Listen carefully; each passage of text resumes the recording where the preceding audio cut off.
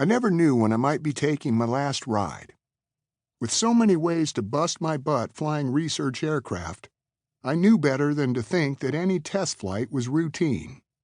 Even so, on the morning of October 27, 1947, I was feeling confident in the cockpit of the X-1 research rocket airplane. On the previous flight, the bullet-shaped X-1 had zoomed me into the history books by cracking through the sound barrier. That first Mach 1 ride launched the era of supersonic flight. I always had butterflies before being dropped from the belly of the B-29 mothership, but my tensions this day were minor compared to the sound barrier mission, when I was scared, knowing that many of my colleagues thought I was doomed to be blasted to pieces by an invisible brick wall in the sky. The X-1 proved them to be wrong, and I breathed easier knowing what to expect on my second attempt to fly faster than the speed of sound. "Are you ready, Chuck?" they asked from the mothership. "All set," I reply. The release cable pops and we plunge clear from the shadows of the mothership, a 13,000-pound load falling fast. I reached for the switch to ignite my engine. It clicks. Nothing happens. I try another engine switch. Nothing happens. "Hey, I've got total electrical failure," I report. My words travel no further than the cabin because my radio is powerless too.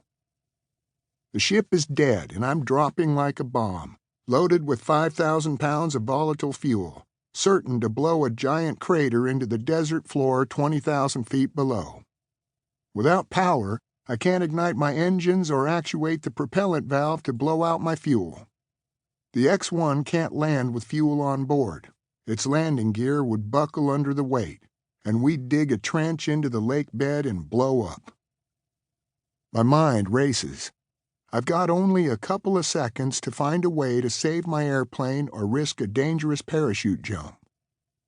I remember an emergency valve above and behind my seat that manually opens the jettison valve to slowly blow out my fuel.